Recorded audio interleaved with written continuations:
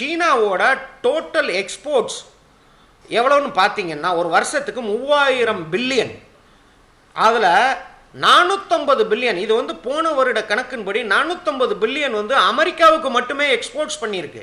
அதாவது கிட்டத்தட்ட 15% மேலே எக்ஸ்போர்ட்ஸ் வந்து 450 பில்லியனுங்கிறது மிகப்பெரிய தொகை. அதை வந்து அமெரிக்காவுக்கு எக்ஸ்போர்ட்ஸ் பண்ணியிருக்கு. இப்போ அந்த 450 பில்லியன் வந்து எக்ஸ்போர்ட்ஸ் பாதிக்கப்பட்டால் அந்த உற்பத்தியான பொருட்களை சைனா எங்கு விற்கும்?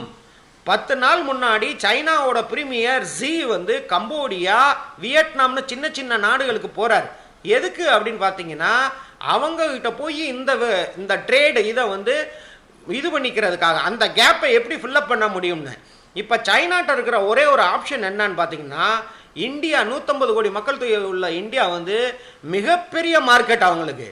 ஒரு வேளை இப்போ சைனாவுக்கு யூஎஸோட ரிலேஷன்ஷிப் வந்து பேச்சப் ஆகலன்னா அவங்களுடைய ஒரே ஒரு இது மார்க்கெட், அவைலபிள் மார்க்கெட், அவங்களுடைய உற்பத்தி, அவங்களுடைய பொருளாதாரம் பாதிக்காம இது பண்ணணும்னா இந்தியா மட்டும்தான்.